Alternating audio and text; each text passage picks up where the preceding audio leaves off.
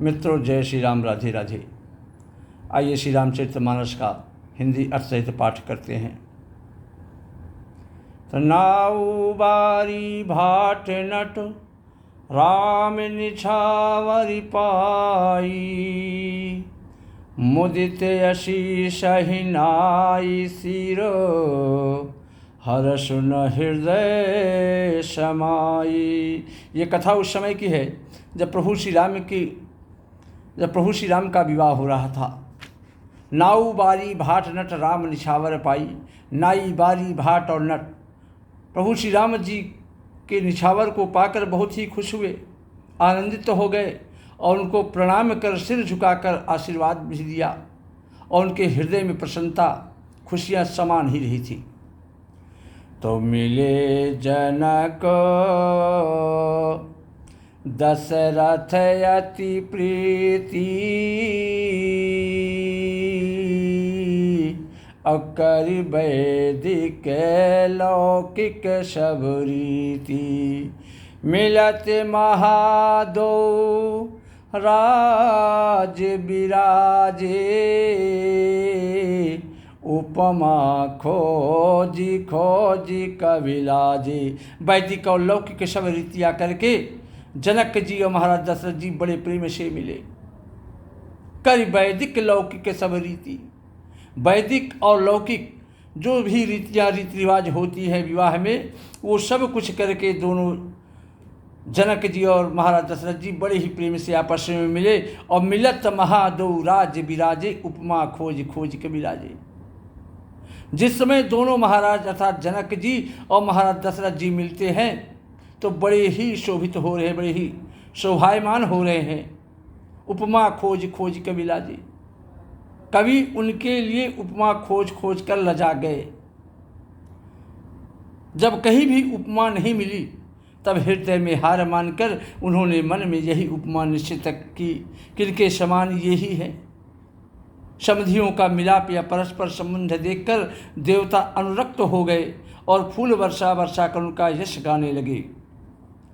तो जगो बिरंची उपजावा जब ते, और देखे सुने ब्याह बहुत तब ते। वे आपस में कहने लगे कि जब से ब्रह्मा जी ने संसार को उत्पन्न किया, संसार की रचना की, देखे सुने ब्याह बहुत तब ते, तब से हम लोगों ने बहुत विवाह देखे हैं, सुने हैं, परंतु सकल भांति समसाजु समाजू और सम समधि देखे हम आजू। परंतु सब प्रकार से समान साथ समाज और बराबरी के समधि तो आज ही देखे हैं। देवताओं की सुंदर सत्यवाणी सुनकर दोनों ओर अलौकिक प्रीत छा गई। प्रीत अलौकिक की दुर्दिश माची, दोनों ओर अलौकिक प्रीत छा गई। सुंदर पावड़े और अर्घ्य देते हुए जनक जी दशरथ जी को आदरपूर्वक मंडप में ले आए। मंडप को जिस समय महाराज दशरथ जी देखते हैं उसकी विचित्र रचना और सुंदरता से मुनियों के मन भी हर गए। उनकी तो बात छोड़िए, सुजान जनक जी अपने हाथों से ला ला कर सबके लिए सिंहासन रखे। उन्होंने अपने कुल के इष्ट देवता के समान वशिष्ठ जी की भी पूजा की और विनय करके आशीर्वाद प्राप्त किया वशिष्ठ जी से। और विश्वामित्र जी की पूजा करते समय की परम प्रीति को रीत से कहते ही बनती। तो वामदेव आदि के ऋषय पूजे मुदित महीस, दिए दिव्यासन सबही, सब सन लही आशीष। वामदेव आदि के ऋषि पूजे मुदित महीस, राजा ने वामदेव आदि ऋषियों की प्रसन्न मन से पूजा की और सभी को दिव्य आसन दिया, ऊंचा आसन दिया और सबसे आशीर्वाद प्राप्त किया। बहुर कील कौशलपति पूजा, अजान ईश्रम भाव न दूजा। अकील जोड़ कर विनय बढ़ाई और कही निज भाग्य विभव बहुत आई। फिर उन्होंने कौशलाधीश महाराज दशरथ जी की पूजा अर्चना की। उन्हें ईश महादेव जी के समान जानकर उनकी पूजा अर्चना की। अकील जोड़ कर विनय बढ़ाई, कोई दूसरा भाव नहीं था, तदनंतर उनके संबंध से अपने भाग्य और वैभव के विस्तार की सराहना करके हाथ जोड़कर विनती और बड़ाई की। तो पूजे भूपति सकल बराती, असमधि सम सादर सब भांति। आसन उचित दिए सब काहू, कहू काह मुख एक उछाहू। पूजे भूपति सकल बराती। महाराज जनक जी ने सब बारातियों का समधि दशरथ जी के समान ही सब प्रकार से आदरपूर्वक पूजन अर्चन किया और आसन उचित दिए सब काहू, और सब किसी को उचित आसन दिए। मैं एक मुख से उस उत्साह का कैसे वर्णन करूं।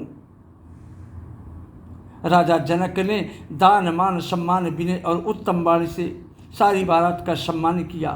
अब विधि हरि हर उद्देश्य पथ दिन राऊ, अजय जानहि रघुवीर प्रभाऊ। ब्रह्मा विष्णु शिव और दिक्पाल और सूर्य जो श्री रघुनाथ जी का प्रभाव जानते हैं, तो कपट विप्रवर वेश बनाए और कौतुक देखे अति सचुपाए।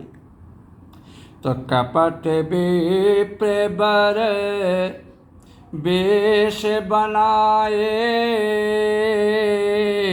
और कौतुक देखहि अति सचुपाए। पूजे जनक देव समुजाने, अदिये सुआसन बिनु पहचाने। कपट विप्रवर वेश बनाए, वे कपट से ब्राह्मणों का सुंदर वेश बनाए, बहुत ही सुख पाते हुए सब लीला देख रहे थे। पूजे जनक देव समझाने, महाराज जनक जी ने उनको देवताओं के समान जानकर उनका पूजन अर्चन किया और बिना पहचाने भी उन्हें सुंदर आसन पर बैठाया। पहचान को के जान सबहि, अपान सुधि भोरी भई। आनंद कंद बिलो की दूलहु, उभय दिश आनंदमयी। सुर लखी राम सुजान पूजे, मानसिक आसन दये। अवलोकशील स्वभाव प्रभु को, विबुध मन प्रमुदित भये। कौन किसको जाने पहचाने उस भीड़ में, सबको अपनी ही सुध भूली हुई है। आनंद कंद दूल्हा को देखकर दोनों ओर आनंदमयी स्थिति हो रही है।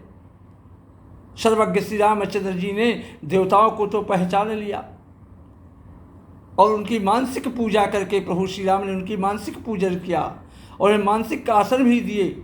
प्रभु का शील स्वभाव देखकर देवतागण मन में बहुत ही आनंदित हुए, बहुत ही प्रसन्न हुए। रामचंद्र मुखचंद्र छवि लोचन चारु चकोर, अकरत पान सादर सकल प्रेम प्रमोद थोर।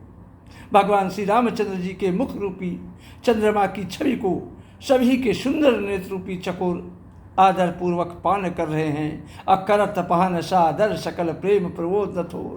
प्रेम और आनंद कम नहीं है, अर्थात बहुत है। समूह बिलो की वशिष्ठ बुलाए और सादर सतानंद सुनियाए।